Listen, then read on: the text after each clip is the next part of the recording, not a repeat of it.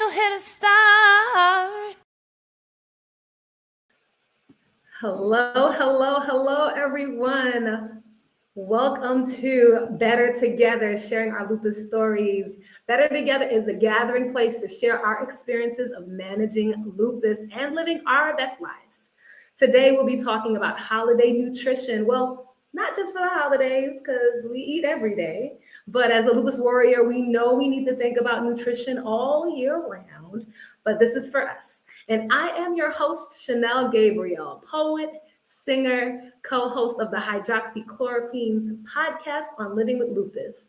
Since my diagnosis in 2004, in between battling hospitalization and other setbacks, I've been committed to encouraging those living with lupus, from appearing in articles on women's health to running support groups. And I'm so excited to be joined by our medical host, Dr. Michaela Bayard, who is about this work. She is a board certified rheumatologist thinking about us, taking care of us so much that she is called the Lupus Doc on Instagram.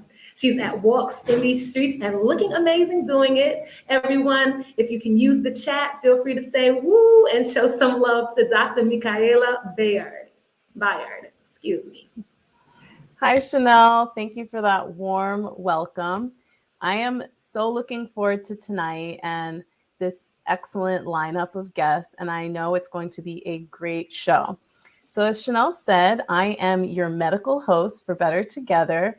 I am a board certified and practicing rheumatologist, which means I spend most of my day working on diagnosing and building management plans and really focusing on partnering with individuals living with autoimmune disease.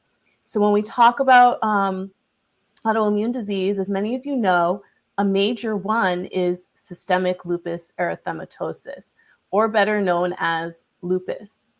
And you may know me as the Lupus Doc from the content on my Instagram page at the Lupus Doc. And as you may have seen, I'm really driven to build community, share lupus facts, build awareness, and I can't think of a better way to do this than with Chanel, our in-house lupus advocate and warrior. So if you're returning from last week, welcome back. And if you are a new viewer, you are in for a great time.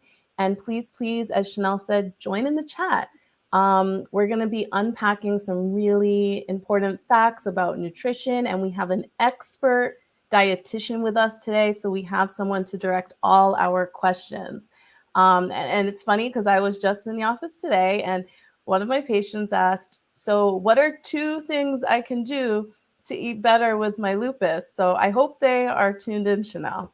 Oh, I hope they are too. I mean, we have the lupus nutritionist herself, okay? So if you are living with lupus, this is somebody that has some really good advice and good thoughts. She's a registered dietitian, Tanya Fryrich, and we have 2 of her clients. One of her clients, Mari Gonzalez, who she's taking care of, who's given some advice and talking about her experience. And we have our patient advocate, Shelby Connors Williamson, who will also be talking about how changing her diet improved her health. So, Dr. Michaela, I know that the holidays are a fun time for all of us, and we really enjoy them, but definitely thinking about how difficult it is to try to think about what you're eating, right? You mentioned that you had a patient that asked you what are 2 things. And I know for me, and I don't know about any other folk living with lupus out there, but I know when I first got diagnosed, I definitely did hey, hopefully I can cure myself by going insert diet here. Okay, I tried shakes, I tried smoothies, all these kind of things. And of course, a couple of days later, I got sick. So wow. Is that an experience that you've seen, Dr. Michaela? You know, it's a great question. I think that we're all trying to integrate wellness and, holistic measures into our health. And sometimes we want to believe that that's, what's going to take care of everything. But I think as we go through the show, a lot of our discussion is balanced. The nutrition part is huge. It can really help. But, we want to make sure that's complementing the right medical care and that you're really working with your rheumatologist or whoever your healthcare provider is to make sure whatever changes you're making are safe and really going to help your care. So I think that's the hard piece about switching. And I think you had shared with me before you kind of were trying no meds at that point. Yeah. So I think sometimes it's really scary to be somebody that's never been on medication and all of a sudden you're taking all of these things and you kind of go the other extreme, right? Where you're trying really hard to just figure it out and make it all work. And that was a scary thing. So I thought maybe if I could have control over what I'm eating, maybe that'll make me feel better. And that sense of control was something I think I really looked forward to. And I think I thought I was getting from that. But of course, making sure that I'm well. And I didn't tell my rheumatologist either. So she definitely kind of freaked out and barked at me when I finally told her all the things that I did and not trying to take medication. And so just, are there any similarities that we should all follow? Are you seeing some things that people living with lupus maybe need to think about? I know we're going to talk a lot about this, but. Yeah, it's a great question. I think that a big part of understanding nutrition specifically is, and Tanya will tell us later, but is really just figuring out what you're doing first. I always ask the patients I'm working with to start to journal and kind of map out not just what you're eating, but when you're eating and what your habits are. Because when we see that, or you go to a dietitian like Tanya, that we're going to meet later, then they can start to really make a plan about what to adjust. Well, I guess it's great that this time, those are some really, really good things for us to think about. And I feel like we should bring in our first guest. I think we should do that. Yeah. So we have a wonderful guest coming in. Shelby is a lupus advocate, is also someone that has gone through a lot of different, the gamut of living with lupus, right?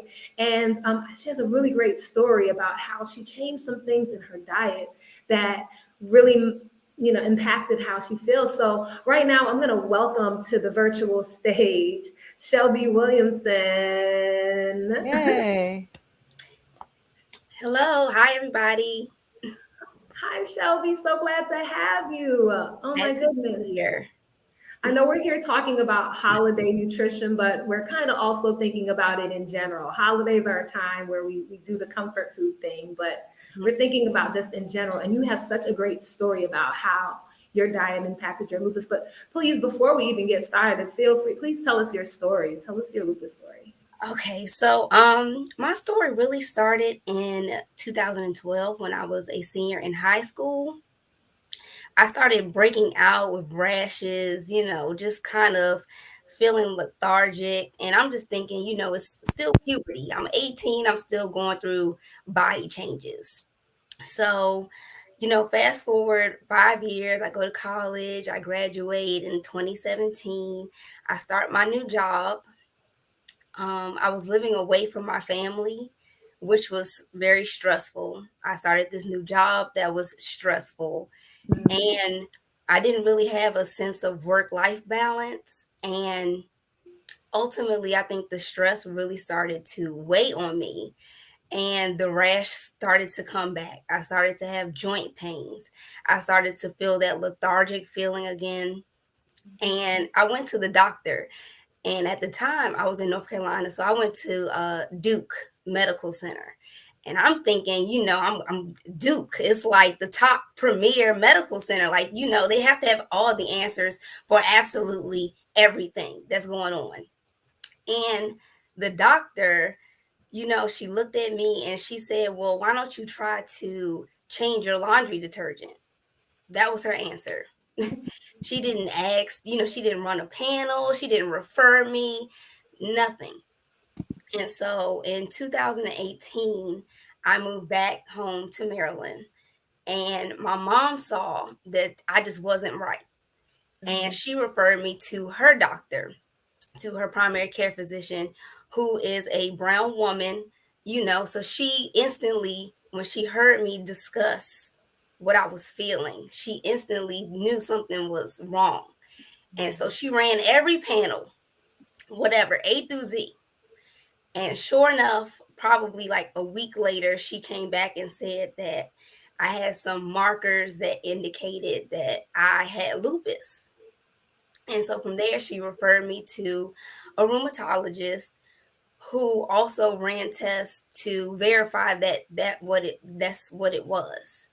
And at the time, I didn't even know that my kidneys and my organs were starting to shut down.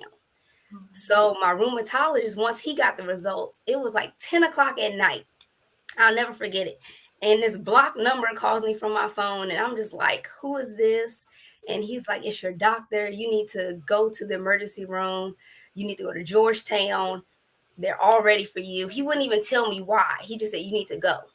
I get there, and then, somebody in the ER explains that they got the message that, basically you're like slowly dying. They said it in a very nice way. And I was hospitalized for 3 days, and they just, they were bringing me back. They were bringing me back. So yeah, I'm sorry. No, it's okay. Take a moment. Take a moment. Okay. So it took a long time for me to accept that I have this illness. Because it scared me so bad. No, thank you. Thank you, Shelby. And I know that there's a lot of us listening that have been where you've been, that have been so scared and terrified, and especially when you're dealing with doctors that haven't helped, right? And you're finally getting that treatment. That's a life change. It's a big life change. Yeah. So it took me a really long time to accept it. And my family supports me. They are the best. They support me in every way possible. And so, anyways, okay. No, but I just want to say you're so strong, Shelby. And from a medical perspective, sticking with the need to find a provider who hears you and is listening to you, that's really shows a lot of about you and, how persistent you are, because it can be hard to find that provider who really is listening to you. Yeah, it was pretty difficult. So once we finally, found out, they put me on all these different medications, just like you said, Chanel. And it was hard going from being perfectly healthy to taking like 5-6 medications a day. And we pushed through that. And so I know last year, for whatever reason, I don't know, maybe because I was planning for my wedding, it seemed like I like lost my mind. And I said, you know what? Forget these medicines. I'm going the holistic route. I'm going the CBD, THC route and just whatever. And I ended up putting myself back into the hospital doing that. So fast forward to, I was trying to find ways to improve myself because my rheumatologist, he's a good rheumatologist. However, he's not in the nutritional world. He's in the, I'm going to give you medicine and we would, hopefully that's the answer. That's what we're going to give you, right? So I was like, I need to find, different things. So I tried like working out. That caused me to have flare-ups because it was too harsh. It was too harsh on my body.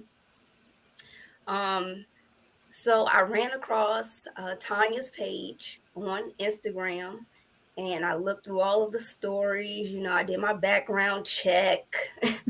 So I signed up for her program and, through her program, she taught me that, eating healthy can be the answer in addition to your medicine. Like, you don't have to get rid of everything, but here's alternative options. And so sticking with her program and, I started yoga, which was a good form of, exercise. Yes. Love me some yoga. Yeah. Yes. Love yoga.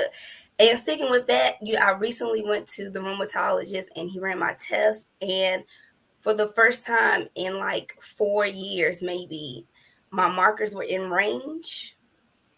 So I'm good. Like I'm on a good track and I'm feeling really good. That is so good to hear. Oh, I mean, and I think that you said something that was really important, the idea that these small changes or these different changes can make a difference. But I'm just curious, I wanted to pull Dr. Michaela. Is it something that like are doctors able to learn more about nutrition? Is that a part of y'all practice? As you go through, because I think Shelby brought up such a good point. Like sometimes the rheumatologists, they just got the medication. Yeah, I mean, I can see from your perspective, Shelby, how, you want this holistic, full spectrum care. I think that our priority is making sure that you're on the right medications and we're checking the right labs and examining you. But I do think that those discussions, even if you're getting information or input from a consultant or another specialist like Tanya Freirich, you should still pull those conversations in with your rheumatologist. So I think the idea is really having a team, right? Mhm. And a team of people that can give different pieces that are important to your lupus care. Because to be honest, as a rheumatologist, I rely on the primary care doctor and maybe the kidney doctor and really a team of people to get the best care. So as long as you're updating from these other providers, I think everyone can help. Yeah. He actually, he said, "Well, what are you doing? You must be relaxing at home." And I was saying, "No, I found a nice dietitian who knows what she's talking about." She referred me and pointed me in a direction that, I didn't tell him that he couldn't, but that's the truth.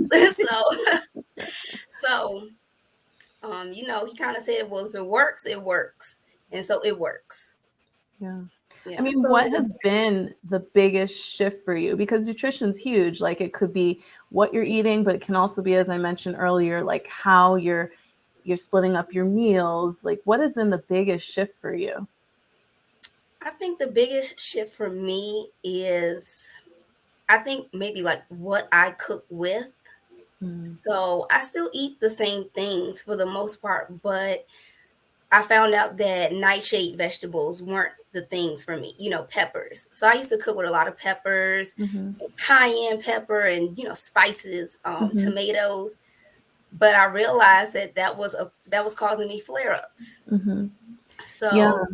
So, I substitute those things for maybe, different powder, like onion powder, turmeric, different things like that can assist in the flavor. Mm-hmm. And then, like You know, adding, oh, I'm sorry, go ahead. no, go ahead. I was just going to say nightshade vegetables is a huge topic and it comes up all the time. And people always want to know how do they figure it out. So I'm interested to hear, what you did to kind of figure out if those were making you feel better or worse. They were making me feel worse. I would eat dinner with something with a pepper in it and wake up the next day, fingers swollen, Mm. elbows, major joints were swollen. So once I cut those out, I was pretty good. And then I added the collagen peptides, got my joints moving some more. I incorporate that into my tea, coffee, just a everyday type of thing. And it's been going well. No, Eh, Go ahead, Chanel. no, I was gonna say that's I think it's so interesting because everybody's body is different and it's so interesting to hear what worked for you. And I always say, while there's some things that I think we know are probably not great, Big Macs, Yeah. but I do think that that's really good of you being able to see and think about like what is it that I ate that actually caused the flare. Uh, Mm-hmm. and seeing what the results, of removing elimination, how that helps. Mhm. No, I think that it's really good, and I do notice certain things that I eat, do cause that. So do cause different things to flare up. So I think it's really important what you said, and thank you for sharing that. That paying attention to what we eat, period, and how and what we cook with, those are all indicators. I usually say like it's so important to like learn your body and Mm-hmm. learn how to pay attention to how it reacts to things. Yeah. I mean, along that lines, I really want to know how long it took you. I guess that was my question before you started to notice a difference. Was it like one meal or a week? Well, no, I think our program was maybe around like 2 months. So Tanya suggested, kind of cook with it, see how you feel the next day. Right. And so then the next day, maybe go without it and see how you feel, like kind of, process of elimination. Mm-hmm. And so over the course of 2 months, I really realized that those were like a major culprit of my inflammation while I was eating, because I never really ate unhealthy anyways. Like, I'm not a big fast food person. So, it was challenging trying to unincorporate that in my meals, but I made it work. No, it's helpful to know because I think sometimes when we think about eliminating a food, people think about cutting out for a week and then all of a sudden seeing changes. But you were really committed to do this for months. Yeah. Yeah. And just so everyone knows, nightshade vegetables, and you can chime in, Shelby, include eggplant, tomatoes, bell peppers, potatoes. I'm sure Tanya will be able to tell us more about it, but they are vegetables that for some people can be the culprit in more inflammatory symptoms. Yes. No. I was going to say, what was the hardest thing for you to let go? So I love spicy food, like the hot sauce, the cayenne peppers, the spicy tomato sauces, all of that. That was pretty hard. I'm still kind of, every now and then I dibble and dab, but nowhere near how I used to be. So speaking of, switching it up or cheating a little on things, what are you going to do as the holidays approach? Well, Oh, a deep sigh. fortunately enough for me, I think I might be the only person in my family that really likes spicy food. So when we gather, I'm the one that kind of adds it to my personal plate. Mm-hmm. So it's not really like a big deal, for them. So I think I'm pretty good. And sometimes if something has like peppers or tomatoes, I'll just like pick them off and put them to the side. Mm-hmm. So Yeah. yeah. That's so good. Thank you for like sharing just your journey through this. Because I think that once again, like Dr. Michaela said, it takes a long time.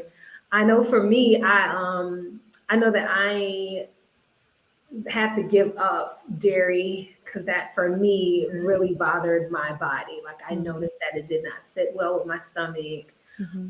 And some almond milk. Like after a while, I think, my body just stopped liking it. And so I think it was really important for me when I first started, and it sounds like you did the same, was to, just really pay attention to what my normal feels like Mm-hmm.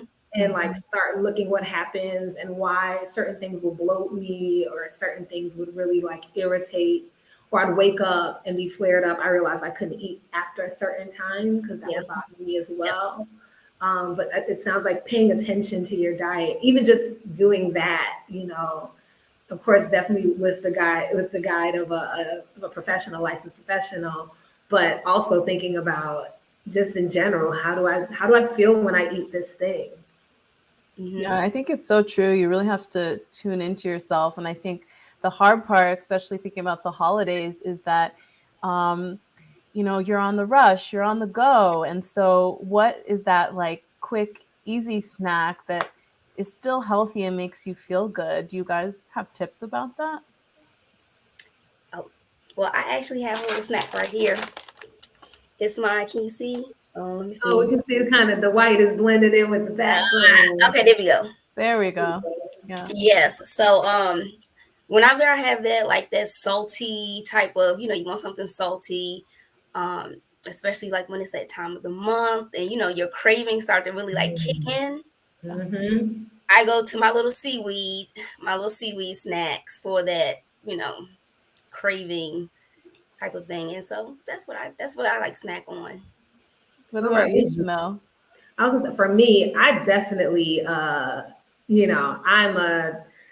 thing is I have a sweet tooth. And so I learned that cacao, which is not chocolate, cacao, that plays a role in some of the sweetness. So I use rice milk, dates for my sweetener as opposed to regular brown sugar, and I use cacao to kind of get my sweet fix. But oh wait, I just realized this. You mentioned it and you talked about it really quick. Didn't you recently get married? Yes, I got married in April. Um, Congratulations. Thank you. Yes, he was my college sweetheart, and he's still my sweetheart, Oh, obviously. Yeah. So, just to give a little short summary about that, he's been with me, from the beginning, even before the beginning of this whole lupus journey, and he's been super supportive. Like, never complains. So, just we should yeah. have had you on last week when we talked about relationships. I see Well, that. if you ever circle back to that, you can call me. Love to. We have Monique Gormasi is actually tuned in right now too. So thank you. Well, speaking of, you brought your seaweed into the mix.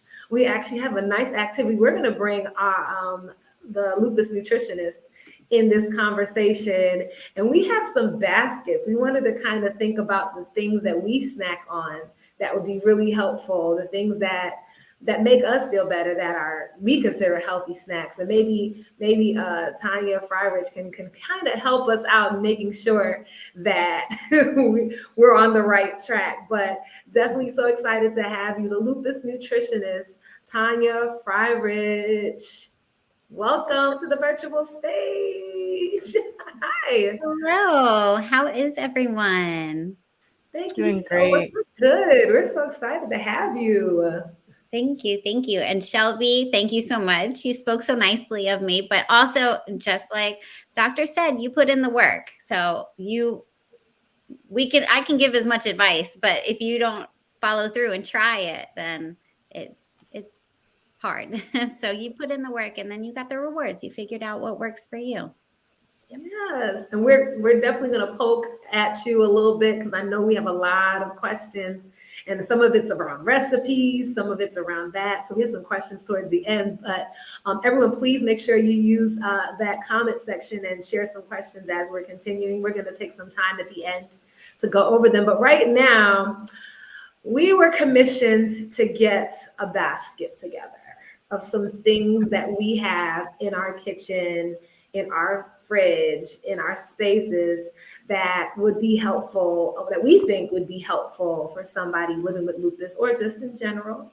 So I'm wondering, I don't know, where's your basket, Dr. Michaela? I have it here. It might be cut out a little bit, but I'll pull the items forward. And so I'm excited to get the lupus dietitian's input. I don't know if you can see this, but this is steel cut oats or oatmeal. And then I also have, we're twinning. We should have checked this out before we came on here.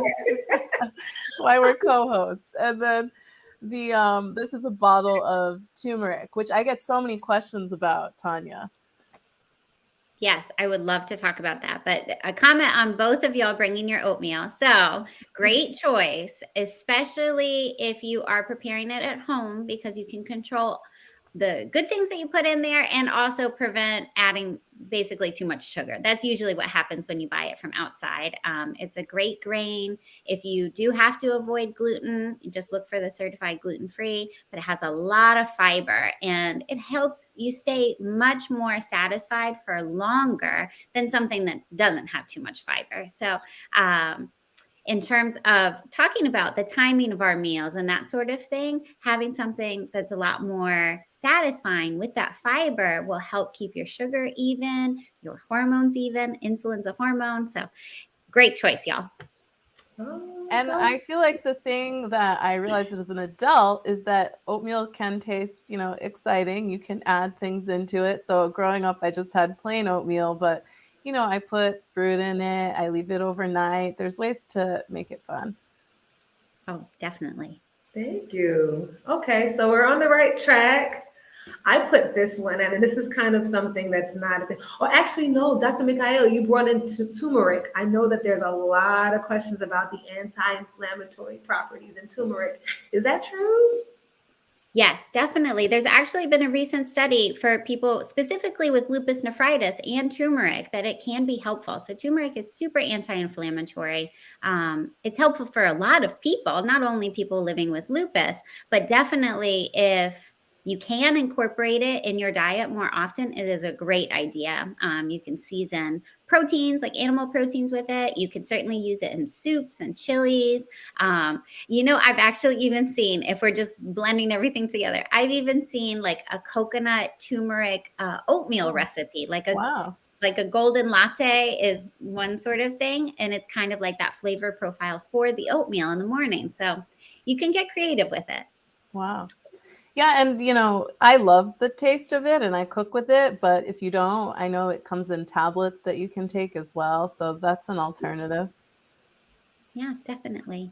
Or put it in a smoothie and then you really don't taste it. There's so much other things, ingredients that overpower it. Great. No, that's great. I think I brought a bottle of water because everybody talks about you need to get 68 ounces each day, or you need 100,000 gallons of water. What is the actual amount that someone should be drinking? It really depends on the person. I will say, when we are even slightly dehydrated, we can feel a little tired. So, for people living with lupus, where fatigue is something that you're struggling with, let's just mark that off the list. Let's make sure you're hydrated. Also, we always worry about the kidneys for people with lupus. So, staying hydrated and having enough adequate water intake means that you're not asking your kidneys to work harder. So when we're dehydrated, they have to work harder. So we don't want to give them extra work. Also, honestly, if you're thinking about just feeling your best, staying hydrated is a really good place to start. Water is very easy to find. Now, in terms of how much do people need, it really depends on the person, for sure. Depends on the season too. So let's say it's summertime, you might be sweating a lot, but wintertime with the heat going very high, that can be very drying too. So listen to your thirst. For those people out there, I've heard this before, who say, oh, I'm just not thirsty, and they only drink a tiny little bit. Sometimes you've actually basically ignored your thirst for so long that your body just gives up. So try to drink more water. Let's say starting with 6 glasses, 8 glasses of water a day is great. But those other things like tea, seltzer water, those count for fluids too. And then as you kind of get that habit in more ingrained, then you may find, oh, wow, I am much thirstier than I thought. Thank you. Sure. Well, Shelby shared the seaweed snacks, but what else? Well, Shelby, do you have anything else in your basket? I do. Yep, I sure do. So I have my collagen peptides. Thanks to Tanya. So I didn't know what those were before the whole program. Never heard of them. And so essentially Tanya explained that they help with like your joints and the mobility. That's right, Tanya, right? Yeah, you're right. So it can help with our joint health. So the collagen is something that's good to have for hair and skin and nails, but also our joints. And then when we start talking about gut health, it is also helpful for that. So sometimes people's diets are very deficient in collagen. Let's say our ancestor, maybe we're using all of the animal, cooking with basically the bones, the pieces of animal protein that had the joints and those kind of knobbly bits of animal bones that has collagen in it, the cartilage.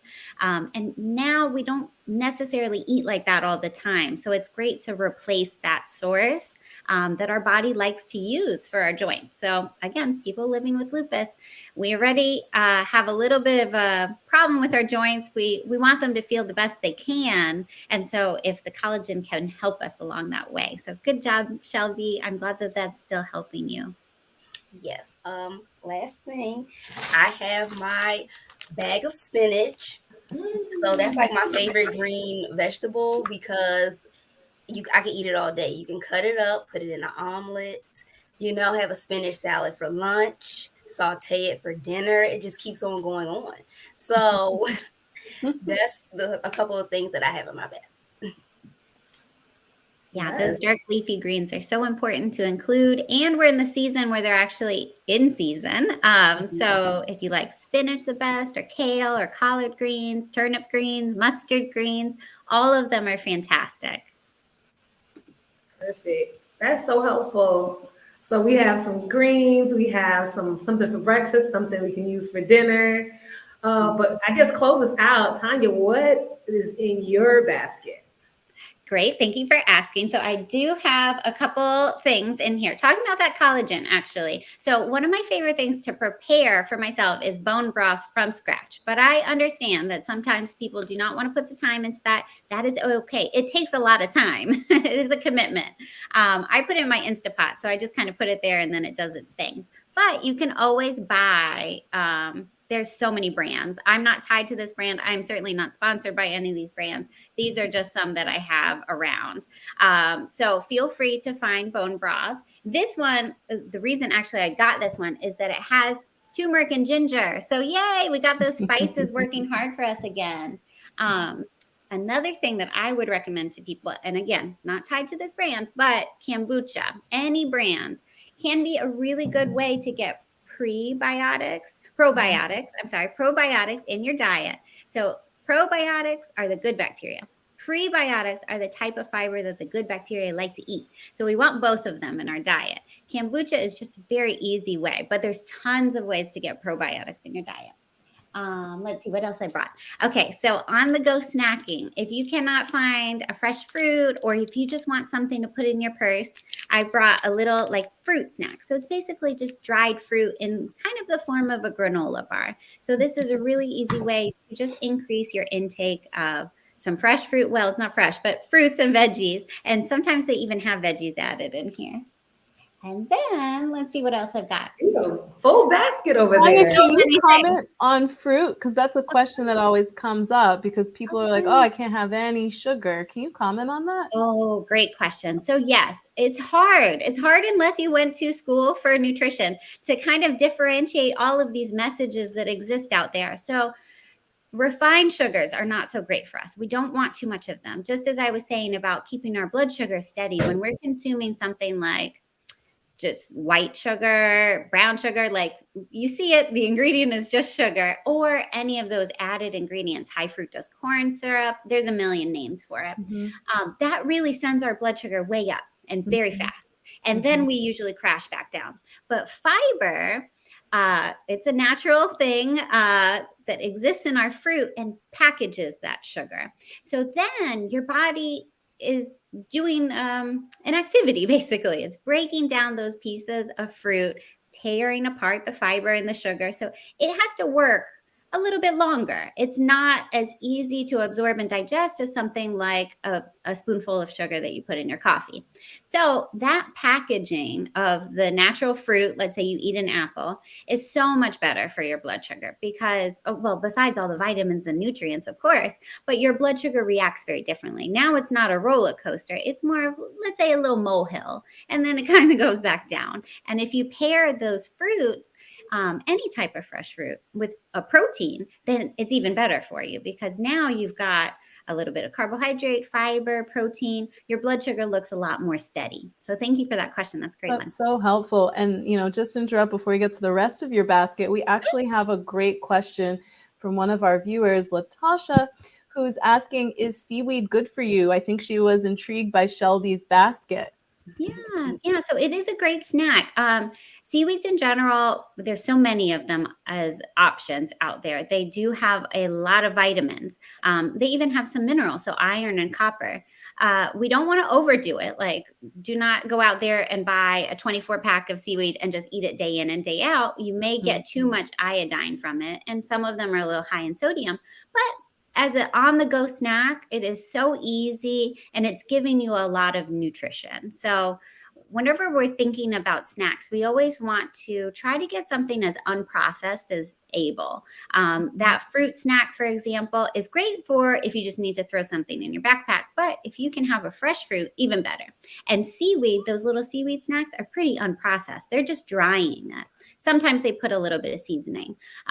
So those sorts of snacks are, again, a step up from, as Chanel said at the very beginning, like we all know Big Macs aren't good for us. That fast food where it's really, really ultra processed, if we can step away from that and go to minimally processed, it's a better choice.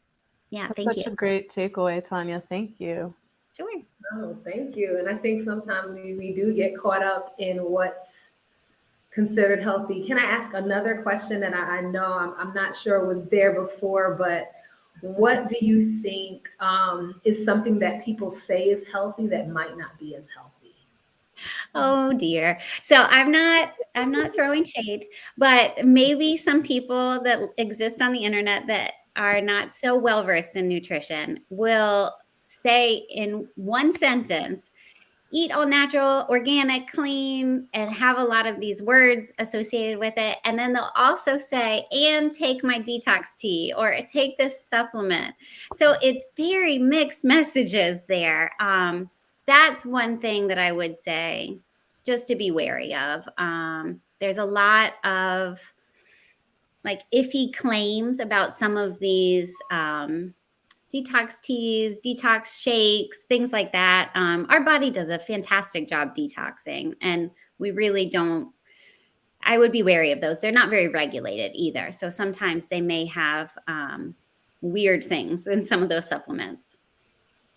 No, thank you so much. And I mean, that is so important. I do think that there's so many different things that are out there promoting these diets, promoting, and it is really challenging to know what's real and what's not. So definitely want to make sure we're taking the time to really think about and you know do the legwork and figuring out what is best for us. And Shelby, you definitely talked about doing that and like researching and doing a background to really understand what's there. So we're going to actually bring in a client of yours, somebody else that can talk a little bit about the work that about her story. And we're going to bring in Mari Gonzalez, who has been a lupus warrior. Of course, you know, we got to shout out all of our lupus warriors out there, but also done a lot of advocacy, has led support groups and done a lot of work in the lupus advocacy community. So welcome to the virtual stage. Show some love in the chat and keep asking those questions. We're going to get to them at the end.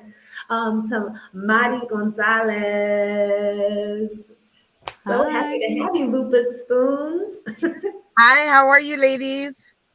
Good. I'm so excited. We're so excited so- to have you. Thank you.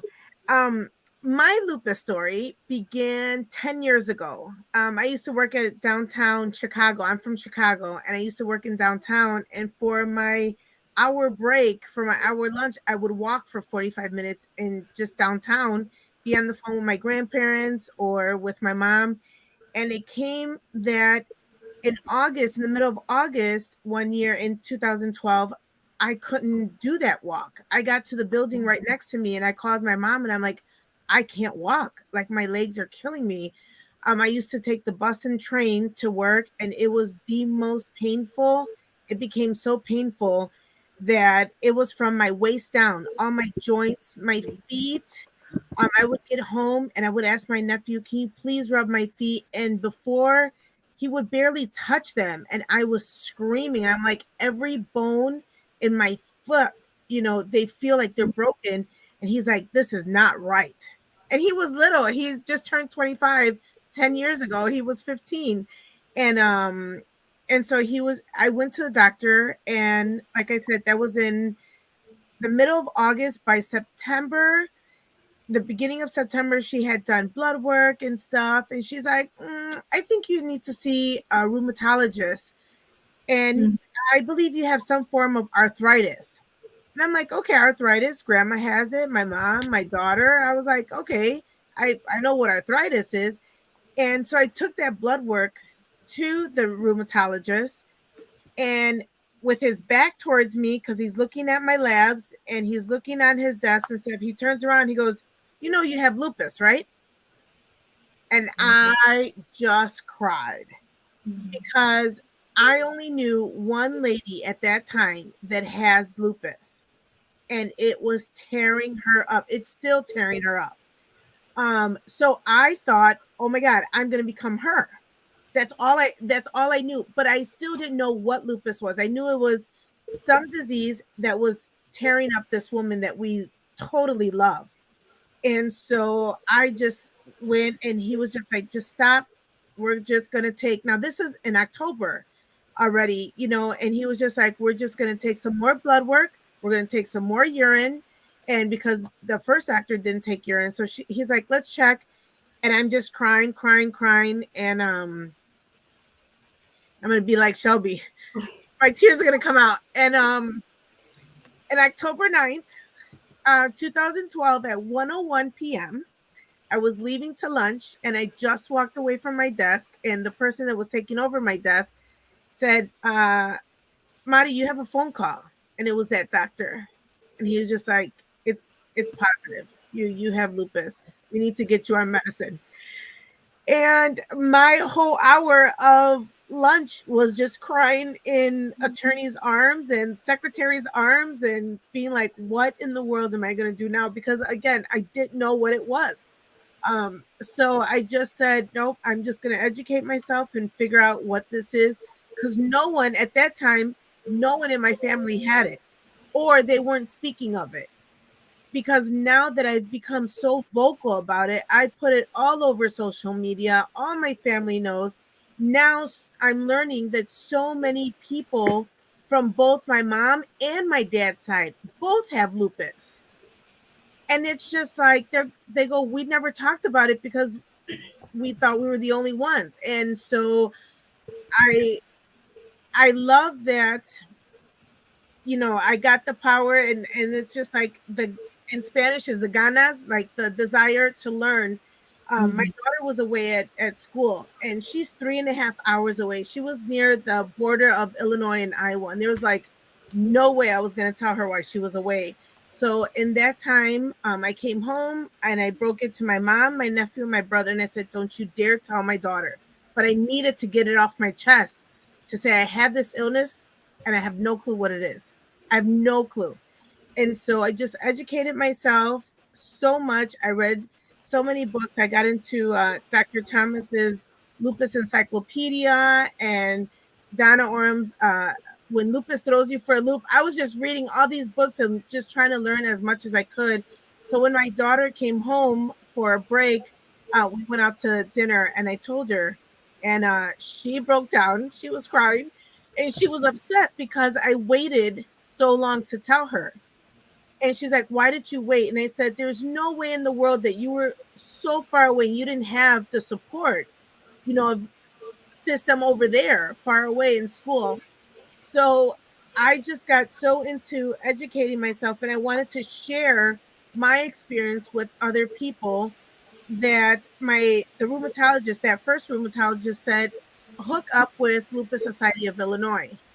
And I did, and that was the best relationship I have ever gotten into. They have webinars, they have support groups, they have, you know, grants. They offer so much for us in the lupus community and to our families. It's not just us patients. And so I did, and I told them, you know, you have so many support groups, but they're far away from my home. Do you have anything closer? And so I started a support group in 2019, and now I facilitate 3 support groups under them. That is so amazing. Yeah. That is So amazing. I don't want anyone to go to the doctor and feel like I did that time, alone and uneducated on this. I was so ignorant to this illness. And now it's just like I advocate and I tell people, when you go to the doctor, I will go with you if you want to. You can put me on video and we can, you know, talk to the doctor and get everything, you know, just get educated, because ignorance, when you're ignorant to something, it brings so much fear. Yeah, and I think you did a really good job, and the work that you do is so important. in being an activist and advocate for others living with lupus. So thank you so much, Madi, for what you're doing. Thank Just you. before we only have a few minutes left, but I did want to ask you just like, what are the ways that you took charge of your diet? How's Tanya helped you, and how have you just shaped your diet? We have a couple minutes left, but I really wanted it to Yeah. The same way you ladies have your basket, I have mine too. She's got me eating gluten-free pancakes. I eat gluten-free pancakes, and then they're so expensive to buy. So she was like, Madi, just make a bunch of them and just put them in the fridge or the freezer. Hello, I do. And then I add almond flour, and I add grounded flaxseed to help you stay regular. And and then I like crunchiness, so I even added almond slithers. And they're a little bit big, so I break each one of them up into like 3 little pieces. But she's got me eating oatmeal. Like, my mom makes the best oatmeal, but now I add fruits and coconuts, flakes, and then she's got me. I have my pancakes, and instead of putting syrup, I get frozen fruit. And when you warm them up, a lot of juices come out of the fruit. So that's my syrup on top with my fruits. Yeah, and I drink a lot of water. And recently, I quit coffee because of the acid reflux. And so before then, I had stopped having sugar, and then I stopped coffee. So now it's black or green tea.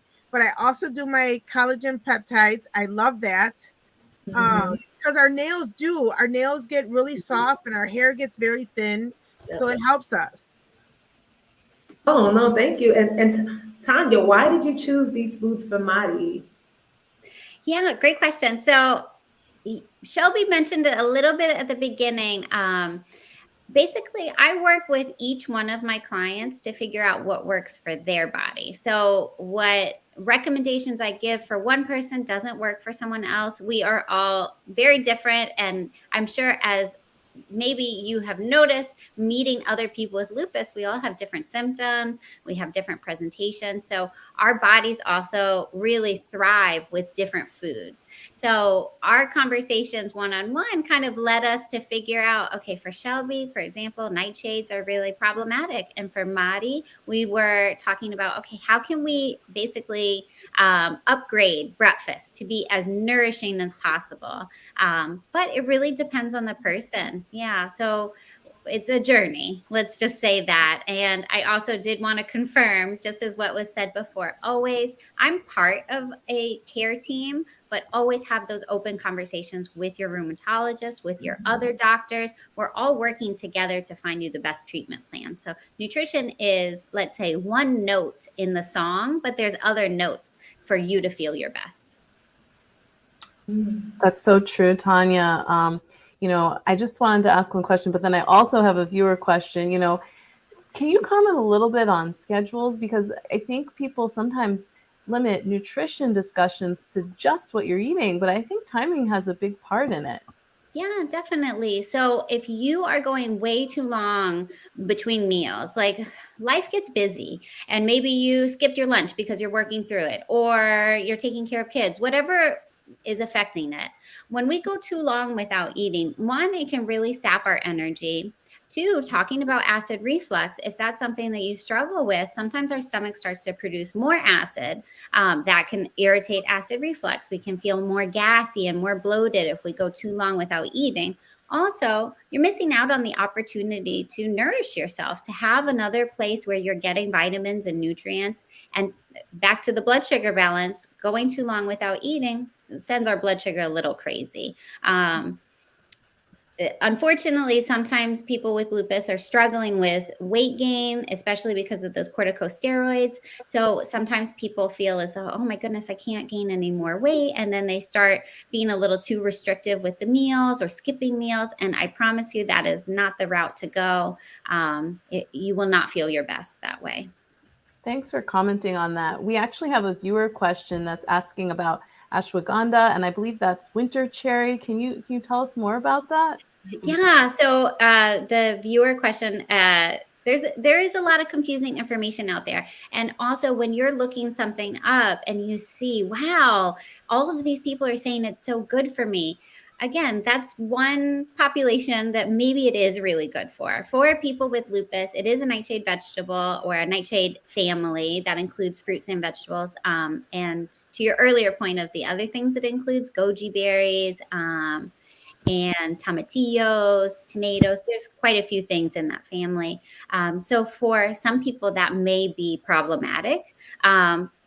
For others, it could be okay. So everything is really on an individual basis. I would try not to go too far down the rabbit hole of, okay, these are all the things that on the internet that it says are good. I'm just going to do all of the good things, because unfortunately, sometimes those good things for people living with lupus or other autoimmune diseases are not so helpful, especially immune stimulating things can be problematic. Thank you. Thank you. I know that there was a question. Somebody asked it for Shelby earlier. Just curious, where do you find the recipes that you use now that you've switched out some of these things that were in your diet? What were some recipes, and how do you find them? My mom actually, like, I don't use a cookbook. I kind of just recreate things that I've been eating my entire life.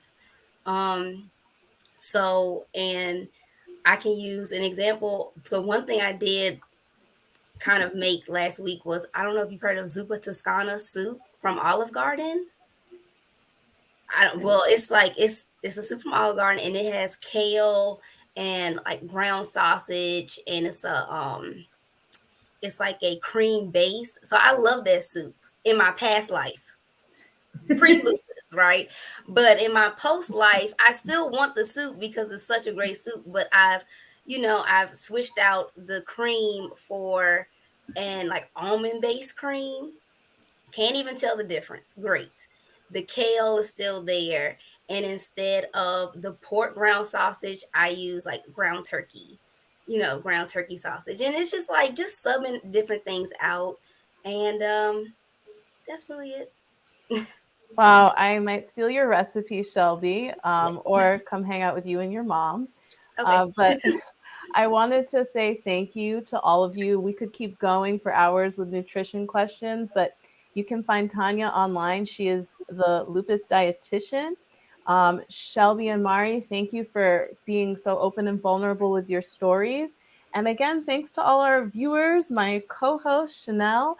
We want to thank our sponsor, Biogen. We are just so excited to have you all here tonight. We're excited for another week. Next Tuesday. Sorry, I'm ready to do it tomorrow.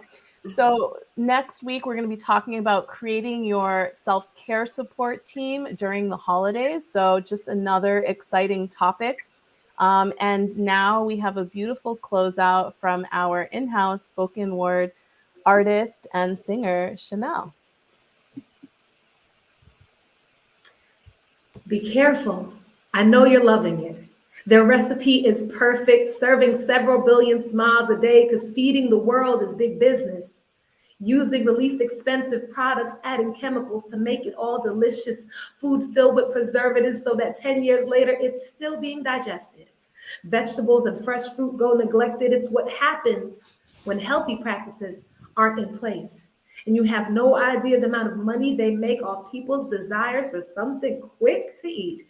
Lunch and dinner, junk for all meals, but then you wonder why we move a little slower and we have a cold we just can't shake.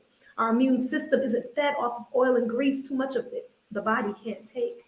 And even salads have enough calories to equal fries and a fried filet because salad dressing is saturated over every leaf. And these are the things that were supposed to be a treat. But they've tricked us into thinking that a life on fast food is actually good living.